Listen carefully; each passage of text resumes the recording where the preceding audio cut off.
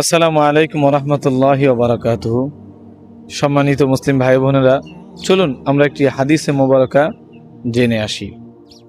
Medina থেকে একজন সাহাবী জানতে পারলেন সিরিয়ার বুকে একজন সাহাবী আছেন, যে সাহাবীর কাছে রসুল পাক সাল্লাল্লাহু আলাইহি ওয়াসাল্লামের একটি হাদিস ওনার কাছে ধারণ আছে, আমানত আছে। তিনি সাথে সাথে উট নিয়ে মদিনা থেকে আপনার সিরিয়ার উদ্দেশ্যে রওনা দিলেন। যাওয়ার পরে ওই সাহাবীর সাথে দীর্ঘদিন পরে দেখা আলাপ হলো, কুশল বিনিময় হওয়ার পরে ওই সাহাবী জিজ্ঞেস করলেন, আপনি কেন আসছেন?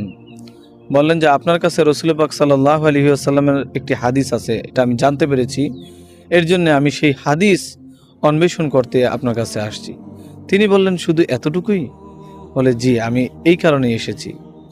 তখন তিনি বললেন যে রাসূলুল্লাহ সাল্লাল্লাহু আলাইহি ওয়াসাল্লাম বলেছেন যে কিয়ামতের দিন সমস্ত মানুষ উলঙ্গ থাকবে, তারা উলঙ্গ হয়ে উঠবে।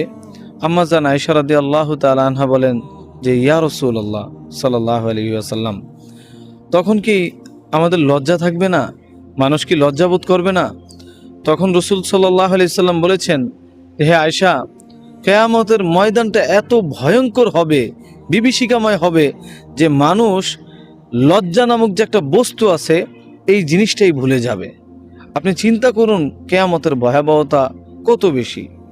সম্মানিত ভাই, এখান থেকে আমরা দুইটা শিক্ষা গ্রহণ করতে পারি। এক, হাদিসে মোবারকা শিখার তাৎপর্য, গুরুত্ব, আর দ্বিতীয়ত কিয়ামতের ময়দানের ভয়াবহতা।